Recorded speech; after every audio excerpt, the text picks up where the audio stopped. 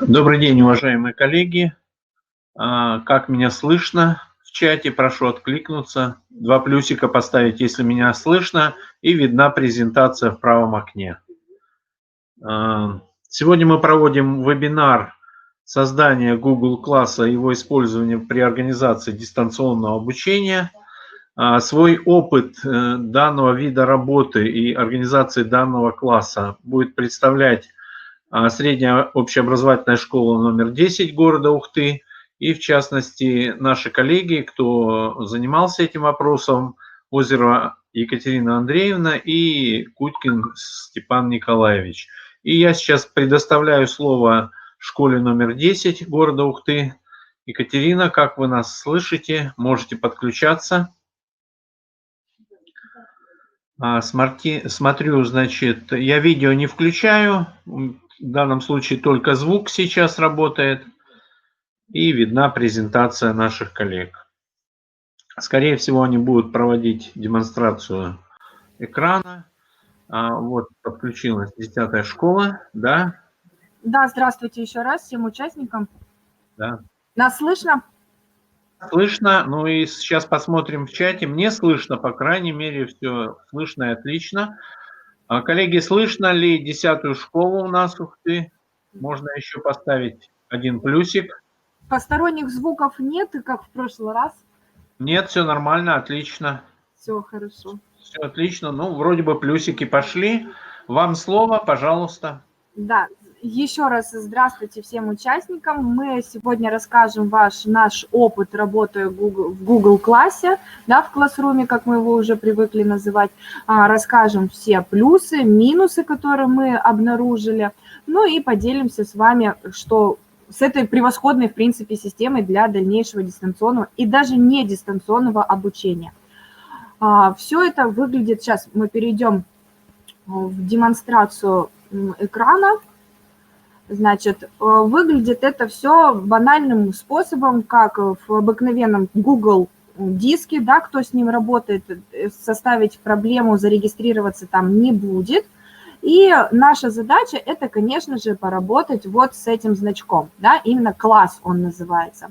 Здесь вы также видите, что уже созданы мною курсы, да, для работы, и мы покажем, как создавать эти курсы, как работать, как прикреплять документы, видеоролики, что это все не точно так же легко, как, в принципе, и в сетевом городе. Так, сейчас перейдем на демонстрацию экрана. Рабочий стол. Значит, все, нас видно. Вот так выглядит самое главное меню нашего классрума. Да, вот здесь ссылочку сверху вы видите, по ней переходим и работаем. Значит, вот наш классрум. Здесь также есть Google диск, да, непосредственно. Екатерина, пока не виден рабочий стол. Так. Ну, по крайней мере, у меня. Почему?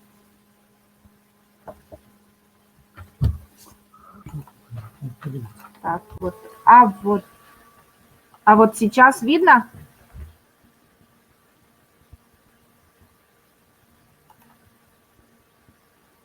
Нет, пишут, а почему? Так, еще раз. Сейчас начать трансляцию. Поделиться. Вот теперь должно, да, видно? Нет, наоборот, до этого было видно, я просто обновил браузер, было видно. А сейчас у меня почему-то пропало. Ну все. А сейчас, если обновить, будет видно? Все, я обновил, вроде бы видно. Участники, пожалуйста, обновите страничку браузера.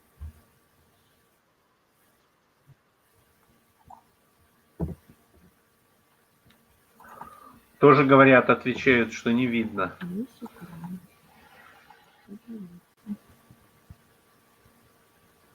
Вот сейчас попробовать. Видно, не видно? Вот, видно. Все. Значит, можем продолжать. Итак, еще раз. Главное окно нашего классрума, нашей классной комнаты. Вот, показываю самую главную нашу кнопочку, куда мы будем заходить и создавать наши курсы. И Google Диск, где можно провести временное хранение наших документов, и, в принципе, там все будет, все документы будут сохраняться также автоматически. Значит, заходим в Classroom. Ну, здесь у меня уже наполняемость курсов очень большая, потому что мы практически со всеми моими классами, где я веду предмет информатику и математику, работали. Да, вот так они выглядят. Если эти курсы, это как вот предмет в школе, то есть вот 9 Б-класс у меня и полностью все задания, которые я задавала в этом классе. Но мы здесь мало с ними работали именно в класс-руме, больше, конечно, с 7-ми, 8-ми и с математикой.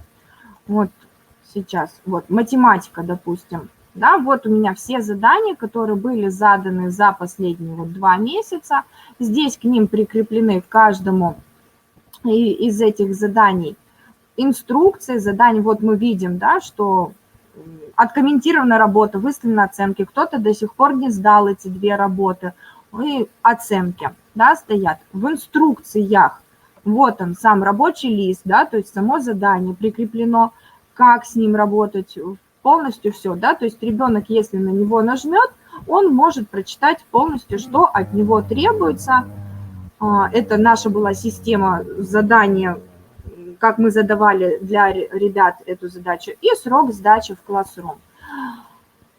Значит, по работам учащихся, мало того, что здесь это быстрый доступ, да, к этим работам, не надо абсолютно ничего скачивать, как это в сетевом городе.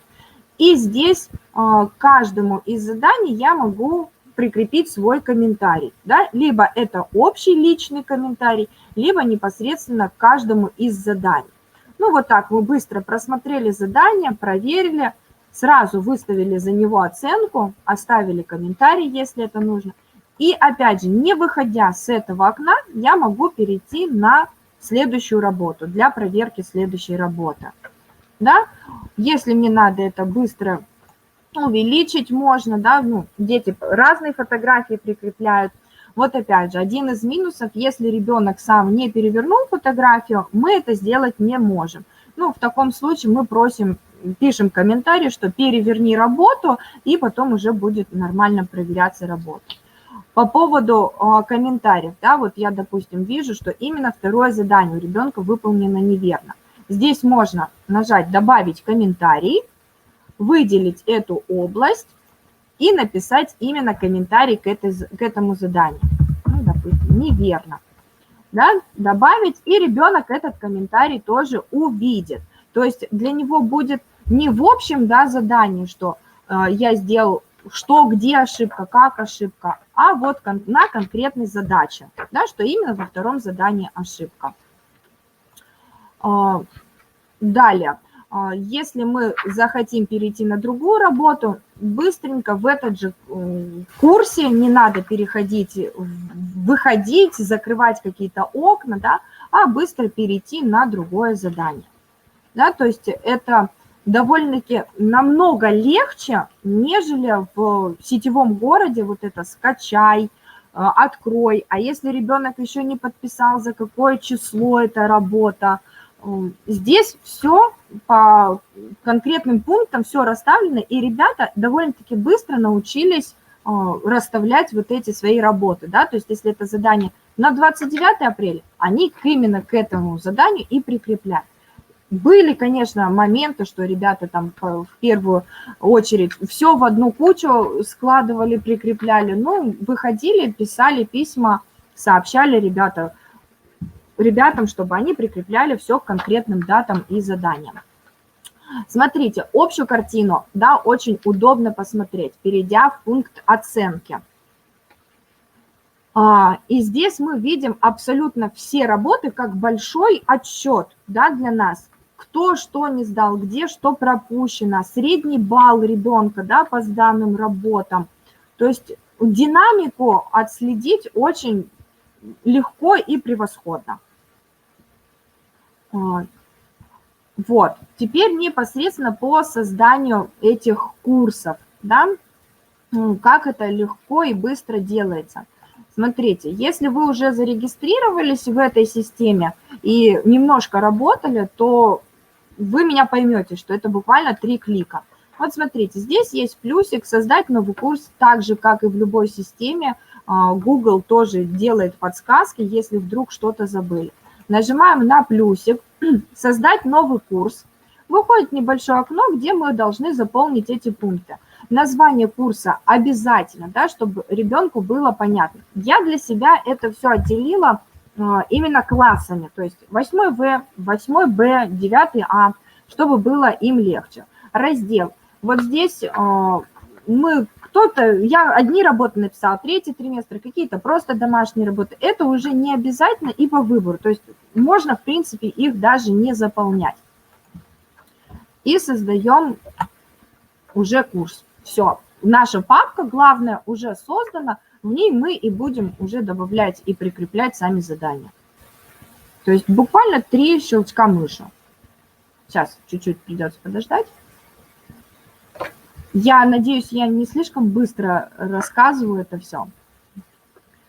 Смотрите, у каждого курса, да, для ребят есть код курса. Да, то есть без этого кода они сам курс будут видеть, но зайти и прикрепить свою работу они туда не смогут. То есть сначала мы должны ребятам отправить именно код курса. Дальше, второй шаг – это обязательно пользователи. У нас у каждого учащегося Степан Николаевич, наш системный администратор, сделал логины и пароли, чтобы нам удобнее было их добавлять. То есть это сейчас чуть попозже Степан Николаевич это все расскажет, покажет, да, системным администраторам, да и просто учителям. И получается, что они у нас все находятся в едином домене, да, то есть у них у всех оканчивается логин на School 10 Ухта. Это и нам проще, и ребятам. Я понимаю, у ребят сейчас у многих свои аккаунты уже на Google Диске есть. Да, они попервой тоже у нас ошибались. Вот я вхожу, я не вижу никаких курсов. А дело в том, что нужно было именно наши сетевые аккаунты использовать. Но здесь уже буквально через 2 недели вопросов и проблем не возникало, они все добавились. И у них эти курсы потом возникали автоматически. Им нужен был, как я уже сказала, только код курса. Ну вот здесь мы добавляем. Можно даже методом копирования из общего файла вставили здесь электронные адреса, и все. И всех, кого мы прикрепили к этому курсу, будут видеть задания. Непосредственно вкладочка «Задания». Вот здесь мы и создаем, добавляем наши планы, наши конспекты, наши видеосылочки и все на свете. Здесь мы, конечно, в этот раз не протестировали, так и не попробовали, почему-то вот прикрепились к Zoom и не стали. Здесь можно тоже создавать свои видеоконференции. Но я думаю, что мы все равно, если продолжится наше дистанционное обучение, то перейдем уже на именно эту систему. Итак, создание заданий. Да? Вы видите подсказку, здесь большой красный плюсик, да, создать. И мы можем выбрать здесь несколько видов заданий. То есть это непосредственно само задание, это как текстовый документ. Задание с тестом – это прикрепление сразу Google формы, где можно настроить автоматическую проверку этих работ. Вопросы, материалы использовать повторно и тема. Но я больше всегда прикрепляла именно задание, потому что к нему уже можно непосредственно прикрепить все, что нам нужно. Да, вот здесь добавить вплоть и файлы с нашего Google диска, и ссылку, и файлы скачанные, и даже сразу на видео в YouTube. То есть непосредственно сразу через YouTube работает наш Google диск, Google Class. Также можно настроить определенным учащимся, да, то есть не всему 8 В задать это задание, а определенному списочку. Баллы, которые мы захотим проставить по этому заданию. То есть, ну, мы привыкли, в принципе, по 5-бальной шкале работать, да, то есть максимум мы 5 баллов.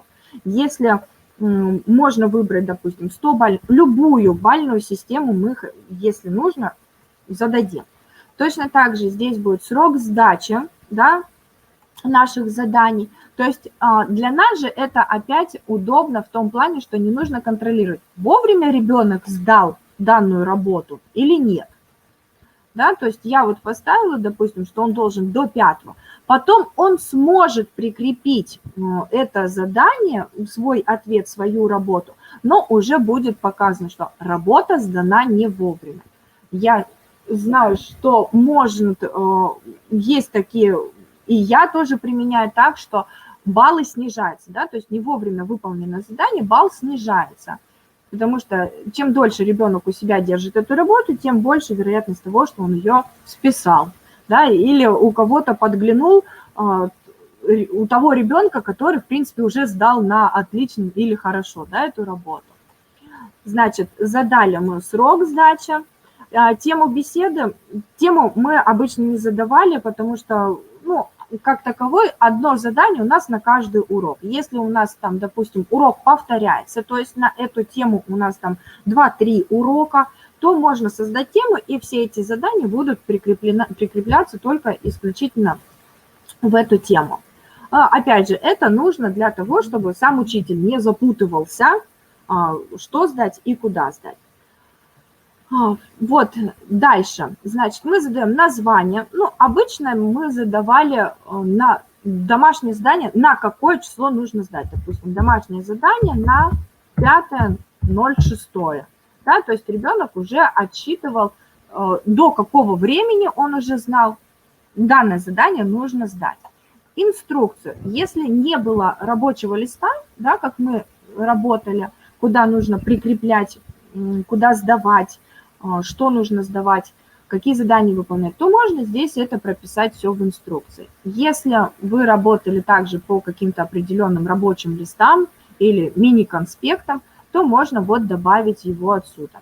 Ну, чаще всего это были файлы. Мы выбирали файлы на устройстве. Можно с моего диска, да, загрузить. Вот они, мои рабочие листы. И я могла спокойно вот отсюда загрузить. Все. Опять же, для чего этот рабочий лист нужен был именно сюда загрузить? В принципе, это все можно было прописать в инструкции. Очень легко потом ребенок, допустим, с опозданием там, через неделю, через 2 сдает, и самой себе напомнить, что же эта работа была такая. Да? То есть открыли, посмотрели, закрыли и уже спокойненько проверяем данную работу. Все. Вот наше задание уже создано. Нам осталось только непосредственно нажать «Опубликовать наше задание». И дети уже его будут видеть. Вот оно у меня создалось. Все. Сейчас мы посмотрим, как со стороны ученики это все видят, конечно же. Но наша задача вот на учительская, как создать задание, исчерпана. То есть буквально 3-4 шага элементарно. Один раз повторил, второй раз уже запомнил. Потом уже идет все на автомате. Как это все выглядит теперь со стороны ученика? Вот мы специально для своих детей создавали такие памятки, каждому рассылали в сетевом городе, чтобы он не забыл, как работать, куда прикреплять и что делать. Да, то есть пошаговая инструкция такая, куда надо добавить аккаунт, какую ссылочку пройти нужно, куда зайти. Все файлы у них были с их логинами и паролями были расположены, опять же, на нашем сетевом диске. То есть каждый класс видел исключительно только свой класс с логинами и паролями. Чужие дети не видели. Все, они зашли, пароль ввели, запомнили. Ну, такие, у многих сразу просилось поменять пароль, да, но чаще всего они сохраняли те, которые им создал наш системный администратор, чтобы потом мы в любой момент, опять же, к Степану Николаевичу обращались, скинуть старый, обновить, потому что дети забывали иногда свои пароли, никуда не записывали.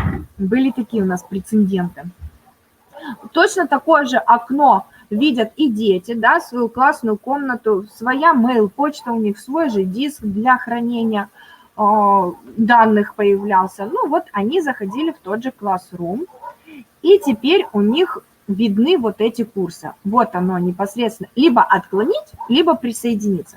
Понятное дело, если ребенок нажимает «отклонить», он потом не сможет в него вернуться, опять же, если придется учителю по новой его приглашать. Ну, у нас все дети сознательные, все присоединялись. и в дальнейшем у них появлялось вот такое вот окно. То есть та же лента, те же задания, те же пользователи, да, то есть он мог просмотреть, в принципе, только ему задано задание или всему классу вместе. И вот здесь он также видит свое задание. Заходит на эти задания, видит наш опубликованный рабочий лист, заходит на него и уже непосредственно на своем компьютере просматривает то задание, которое ему нужно выполнить. Да, здесь у него есть комментарий, то есть если учитель создал «не забудь сдать классную работу день в день» и просмотреть задание. Да? Нажимает, все, он выполняет свое задание на листочке, фотографирует, загружает в компьютер и обязательно добавляет свое задание, чтобы учитель мог его проверить. У нас были такие моменты, что ребята добавили, да, вот прикрепили свою работу, файл прикрепили, все загрузили. И вот здесь на самом важном моменте они забывали нажать кнопку «Сдать». У них работа, получается, видна, загружена, а учителю они не сдали на проверку. Они потом, ученики в сетевом городе или в социальных сетях писали нам, что я вам же сдал работу, посмотрите, а я захожу, и у меня этой работы нет. И уже тогда с учащимся выходили на контакт и говорили, сдай работу. Вот опять же возвращались к этой памятке, чтобы он ее посмотрел и обязательно нажал сдать работу. То есть изначально, вот когда он ее загрузил, он не видит кнопку сдать. Он ее сдает, и она остается такой же у него цветной. То есть он не понимает, не различает, сдал он или не сдал. И поэтому вот были такие вот нюансы, что приходилось просить повторно, пришлите нам эту работу. Потому что, к сожалению, учитель видит только, что у него нет этой работы. Да, мы выходили с положением, я прям вот скриншотами ребятам в сетевом городе присылала, что он мне не отправлял эту работу. По поводу комментариев, да, которые оставляет учитель. Вот если личный комментарий, то есть общий, сейчас вернусь, покажу вам его. Секундочку. Вот здесь, да, комментарий.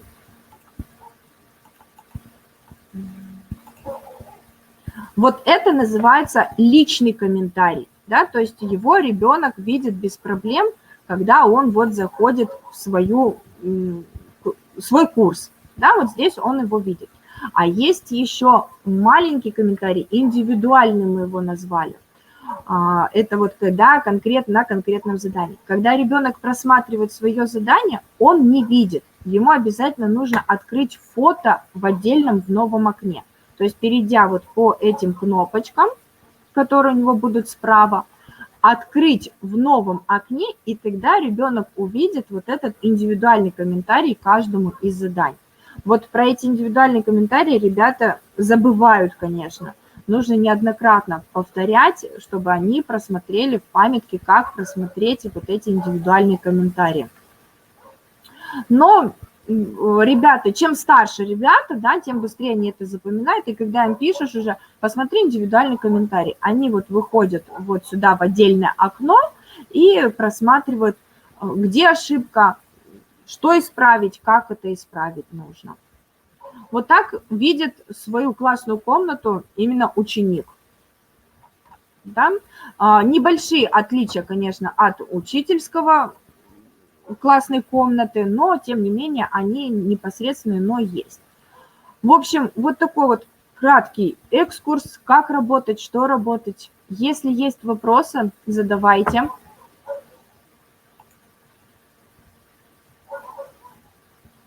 Сейчас, получается, я рассказала пустота. Уважаемые зрители, меня слышно?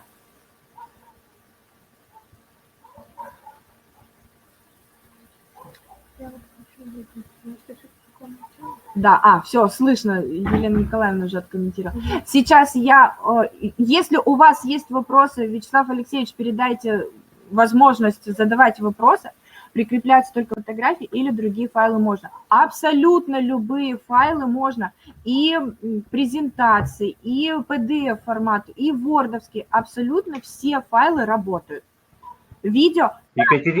Екатерина, в закладке «Вопросы» есть вопрос. Так, в закладке «Вопросы». В верхнем меню. Все, вот. По поводу документов в формате Word, которые вы размещаете для учеников, нет проблем.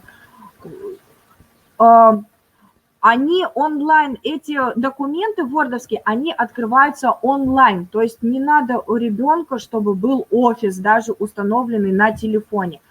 Чаще всего мы переименовывали документ и меняли форматы на PDF, потому что были такие прецеденты, когда ребята говорили, что вордовские документы не могут открывать. Но на Google здесь в классной комнате уже не надо вот этого. Он сам открывает онлайн эти все документы. Да, вот Елена Николаевна тоже помогает, спасибо большое. Прикрепляются и видео, и аудио, абсолютно любые форматы прикрепляются. Работа школы... Нет, у каждого индивидуальный свой аккаунт. Можно погромче. У каждого ученика был и у каждого учителя свой отдельный индивидуальный аккаунт был.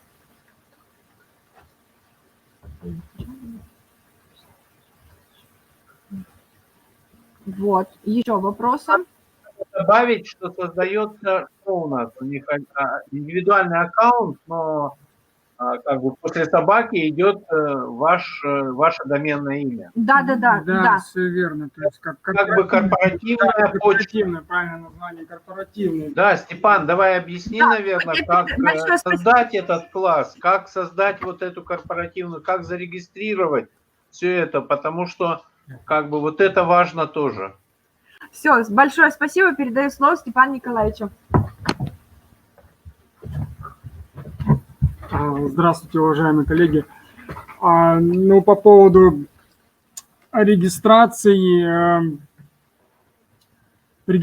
аккаунтов, это создается изначально, ну, на самом деле, это у нас создавалось, я не знаю, на года 3-4 назад, сейчас уже не помню. Вот, изначально я уже не совсем помню, как это делалось, но помню, что делали одну сначала корпоративную почту, единую для школы, потом там создается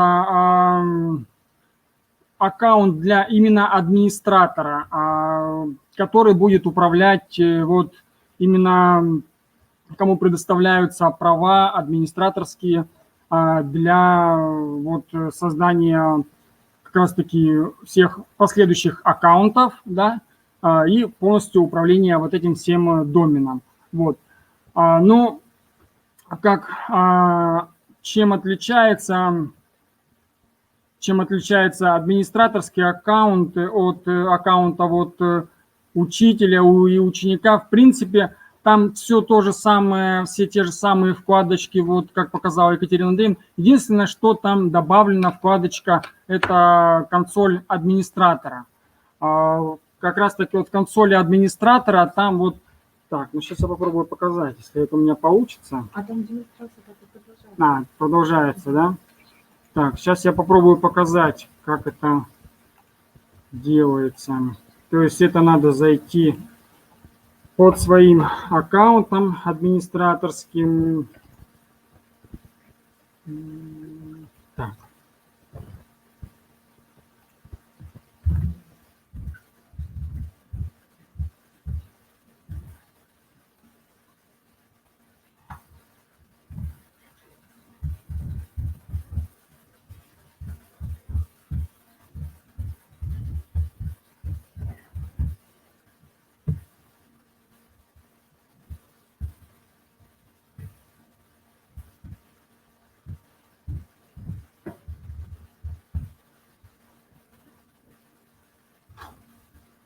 Так, вот я вошел под своим аккаунтом, и то есть вот у меня получается то же самое, но так как я, получается, администратор, у меня есть вот такая вот вкладбот администратор, панель.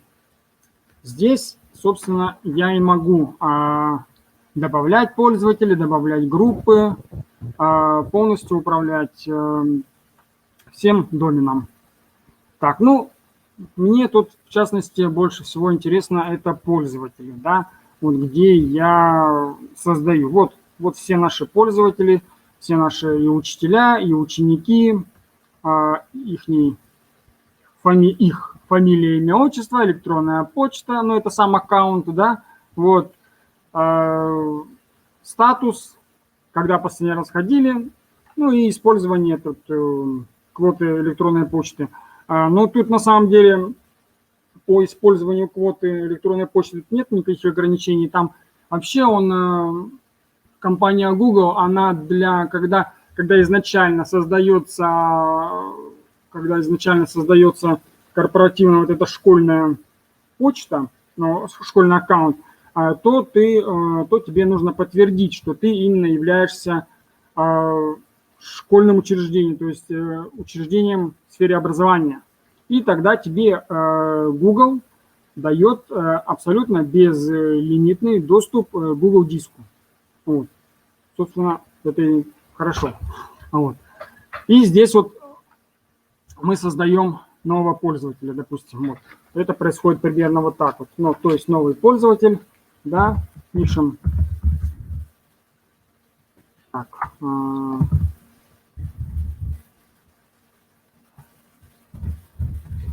Так, ну здесь вот как раз таки аккаунты создаются, то есть здесь пишем. Бывает такое, что, ну, я стараюсь сильно не загружать детей с запоминанием этим аккаунтом, то есть я им присваиваю чисто фамилию. Вот. Бывает так, что фамилии совпадают, поэтому я там добавляю первую букву имени. Вот. Как бы так. Бывает даже с именами совпадает, тогда там уже ставишь после имени точку. Ну, в общем, как так. Вот. Далее идет, ну, организация подразделений, здесь школа, так, номер телефона. Ну и здесь создаешь, вот, собственно, пароль. Да? Пароль тоже придумываешь, ну, такой, что более-менее простой.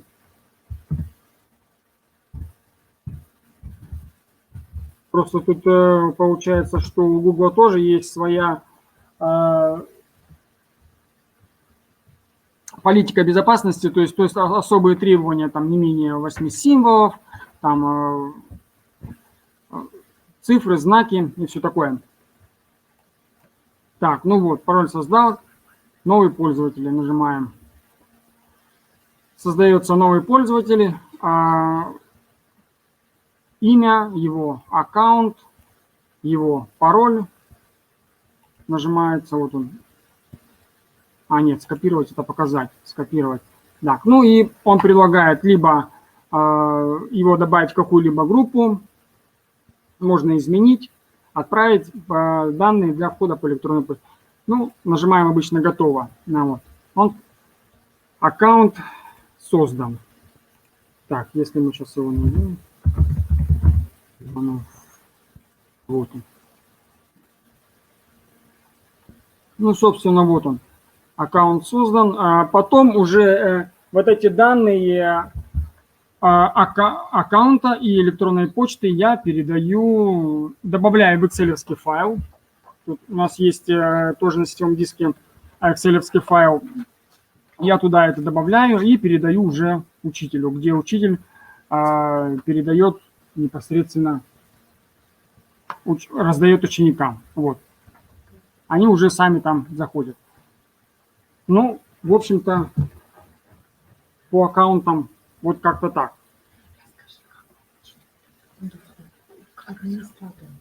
Ну, я сказал, как получить доступ к администратору. То есть надо сначала зарегистрироваться в школе под своим корпоративным адресом, и потом уже от адреса школы назначить, собственно, администратора этого домена. При администрации образовательной организации можно использовать доменное имя от сайта. Я так понимаю. Да, потому что да. Да, то есть можно доменное имя сайта Ну использовать. да, мы как бы из этого исходили, чтобы там не... Там, тут, конечно, можно использовать и свободные там электронные адреса, это там собака Gmail, да, вот, то есть те, которые, я думаю, что у детей тоже у каждого есть, вот. Но как бы мы старались все это сделать, именно привязать корпоративным, только сделать школьным, вот. Ну да. Как бы мы с моей Там потому что регистрация это на Гугле с 13 лет, и вы не сможете тогда создать, если не будет корпоративной почты, вы не сможете создать электронные адреса первоклассникам, например, второклассникам, то есть в начальной школе. Поэтому, да, надо создавать корпоративную почту и уже создавать электронные адреса учащимся. Коллеги, вопросы? Можно в закладочке вопросы задавать, а можно второй вопрос появился в закладочке вопросы. Посмотрите, что там.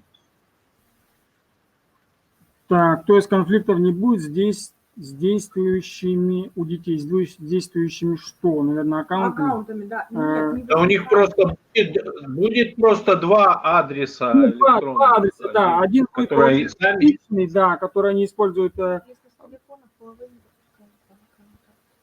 Не пропускают.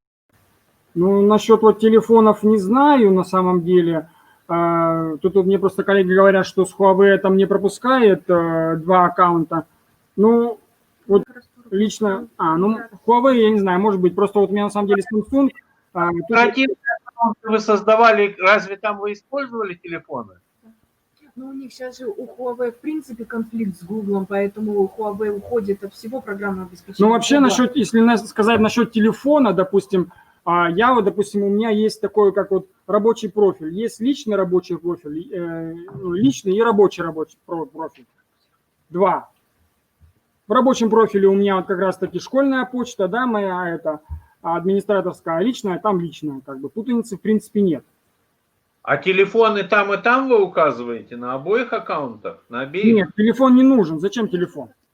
Для корпоративного не нужен, да? Для корпоративного не нужен телефон абсолютно. Ну понятно. Ну в этом, может, и вопрос был. Вот вопрос-то и был, что как два аккаунта привязываются к одному телефону. При создании корпоративной почты телефон не используется, правильно? Степан? Нет, да.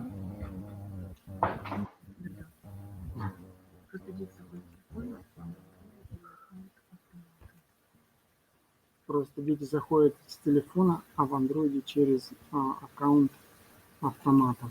Ну, просто вот здесь, да, здесь может быть конфликт. Конфликт только у Huawei. Надо выбирать непосредственно. А второй аккаунт. Да, и все. Да, вот только у Huawei, получается, возникает вот этот конфликт. Но, в принципе, сейчас что у Honor, что у Huawei, вообще они расторгли договоры вот с Google. И эти две марки телефонов вообще не хотят поддерживать ничего Google, ни Google Pay, тем более, ни другие спецвозможности. С Samsung'ами и нет вообще проблем. То есть дети просто переходят с одного аккаунта на другой, выбирают какой, вот как Степан Николаевич сказал, личный, грубо говоря, и корпоративный. Корпоративный – это все, что у нас School 10 Ухта, да, наш домен. Ну, да. И все.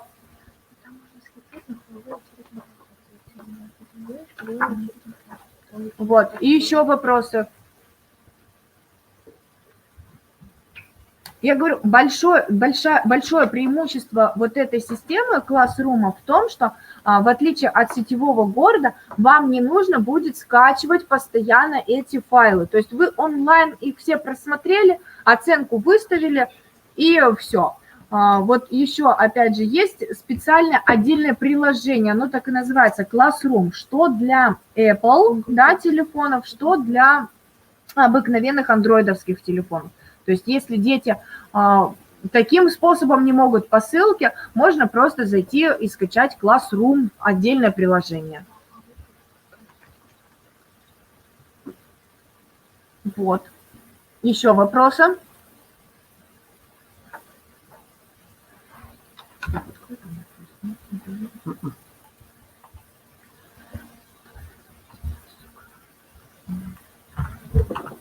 Если вопросов больше нет, мы благодарим вас за участие. Вячеслав Алексеевич, вы продолжите, что-то дополните?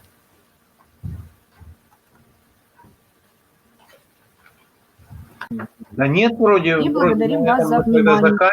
Спасибо вам огромное, да, спасибо за предоставленный опыт. Я думаю, учителей сейчас будет, и у школ будет время подготовиться к сентябрю. Возможно, кто-то возьмет ваш опыт на вооружение, поскольку практика показала, что не всегда можно использовать электронный дневник, то есть повисает, бывало, что повисал у нас сайт этот, то есть, а это как альтернатива, то есть оно всегда, в принципе, работает. И я же думаю, что вы от электронного дневника тоже не отказываетесь. Как бы, конечно, не отказываемся, это у нас основной вид деятельности. да. Во всяком случае, с телефона дети удобнее заходить именно в сетевой город. Мы туда тоже эти рабочие листы дублируем. Именно вот для работы учителя, для облегчения проверки, вот здесь удобнее намного работать. Также преимуществом, конечно, еще является это то, что Classroom, он для образовательных учреждений, он бесплатен. Да, если вот сравнивать Microsoft Teams, да, там требуются финансы, и финансы такие приличные. А тут, да, тут все бесплатно. Поэтому я вот, допустим, как учитель, я планирую продолжить работу даже не в дистанционном, в обыкновенном формате. Опять же, это отказ от тетрадей. Ребенок сделал дома, и тут же мне в этот вечер, там, к какому дню нужно сдать, он уже прикрепил. То есть я уже с вечера вижу, кто у меня не сдал домашнее задание, как его сдали. То есть по приходу на урок уже в очном режиме, в традиционном нашем любимом режиме, я уже могу им предъявить. Вот, ты мне вчера не сдал, покажи, почему. Да, или сразу уже разобрать ошибки, да, которые они допустили в домашнем задании. То есть я лично планирую и дальше работать с этой системой. Даже в традиционном... Хорошо, а временные затраты, вот проверять бумажную тетрадь и проверять электронную тетрадь ученика, что тут можете сказать? Если работает хорошо интернет, то в принципе равносильно, что я возьму тетрадь, открою, найду нужную работу, что у меня загрузилась страничка с этой работы уже. Даже с обыкновенной тетрадью. Не говоря про сетевой, здесь, конечно, в 1000 раз быстрее проверка, экономичнее. Глаза, да, жалко, но тетради проверять сутулившись, тоже позвоночник работает неплохо. Ну да, наверное, если будет подвисать интернет, где-то по времени будет занимать немножко побольше. Класс 25 человек. Математику проверить уходит, минут 40-45, да. Вот вопрос еще, можно ли одному учителю создать Google Class? Нет, это, скорее всего, должна быть все-таки общешкольная политика. Одному будет, наверное, сложнее, я думаю. Да? Возможно, но долго. Это все-таки должна быть общешкольная политика. Я думаю, вот кто спрашивает, порекомендуйте, завтра видео этого вебинара будет выложено. У нас еще, по-моему, были вебинары тоже на аналогичную тему. И именно, как именно вот более подробно, я думаю, можно найти инструкцию, ведь как зарегистрировать образовательную организацию в этой системе. Когда надо обеспечить школу системным администратором. Да нет, это не обязательно должен быть. Любой учитель информатики с этим справится, я думаю. Сейчас у вас там и boss.gov.ru, и всякие сайты ведутся по закупкам, по отчетам. И это ведь как бы и должны вроде бы делать системные тоже администраторы, но делают либо учителя, либо кто-то из ваших сотрудников, которые более-менее разбираются во всем этом. Поэтому не обязательно это должен быть системный администратор. Ну вот 10-я школа выкрутилась и имеет системного администратора. Поэтому, если есть, конечно, возможности у школы, Ведь сейчас и это делается в рамках штатного расписания своего. Надо посмотреть, может быть, там у вас лаборанты, которые сейчас не задействованы, и преобразовать эту ставку лаборанта в ставку системного администратора. То есть Да, это все в руках школы. Ну, я понимаю, что с финансами все равно и со ставками там напряг полнейший, но ситуация сегодня так вот складывается.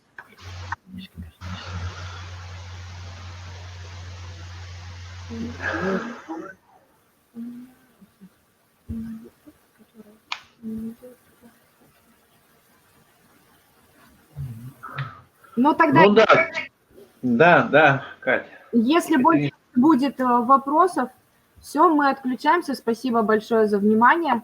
Надеемся на... Ну вот тут вопрос возник по персональным данным, я так понимаю, что сервера американские, как вот тут быть? На самом деле, вот на сегодняшний день Google наиболее приспособленный именно для системы образования, именно для проектной какой-то деятельности, для совместной деятельности.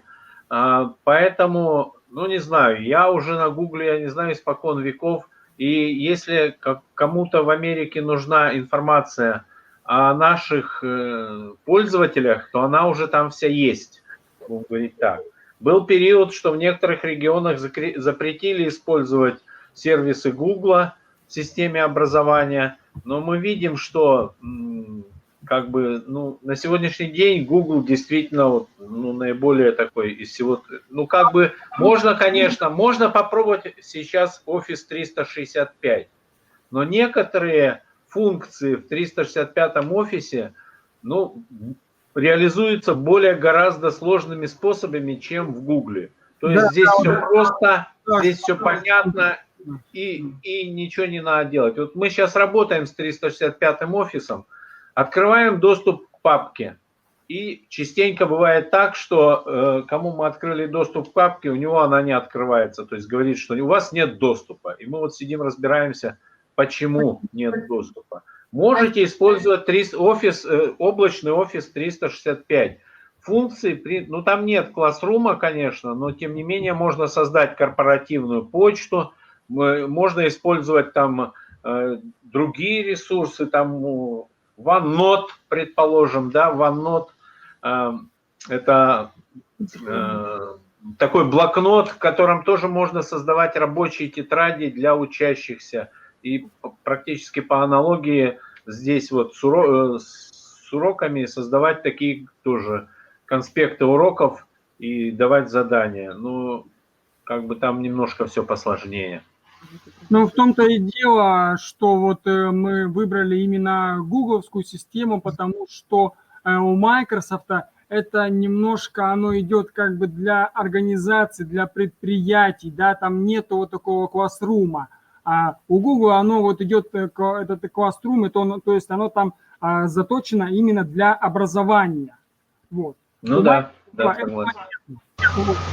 И опять же, он сложнее, он немножко сложнее, вот. В плане настройки, вот, тоже я тоже начинал с этого у Microsoft разбираться, но потом так вот как бы подумал, как это все объяснить, как это все... В дистанционном режиме еще до учителей сначала нужно донести, а не говоря уже про детей. Ну да, ну как вариант, сейчас Яндекс.Класс тоже развивается, можно его тоже попробовать в Яндекс.Классе. Яндекс российский сервер, не знаю, правда, где их сервера с персональными данными размещены.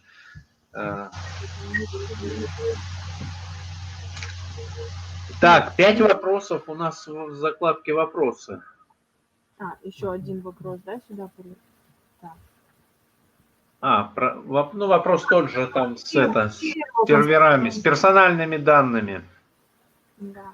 А там, опять же, из персональных данных, там у ученика только так же, как у учителя, фамилия, имя, отчество. Все. Там больше ничего нету. Ни даты рождения не вбиваются, никакие дополнительные наши личные данные. То есть тот же mail, да, какой-то дополнительная почта или еще что-либо. Пароли тоже создавали Степаном Николаевичем, отталкиваясь от наших фамилий, имя, отчеств, да, то есть никакие личные данные дополнительные туда не привлекались, как дата рождения, номер телефона или еще Ну, там, да, что-либо. там ничего лишнего не Ну, указано. это если создаешь ну, такой нормальный аккаунт, индивидуальный аккаунт, то там и дата рождения, и здесь ты уже как бы отвечаешь сам за себя. Готов ты отдать свои персональные данные? Тут, да, тут этих требований-то не было, поэтому тут вот, чтобы предоставить там аккаунт. При создании аккаунтов учеников вы вводите только ФИО, класс и логин и пароль.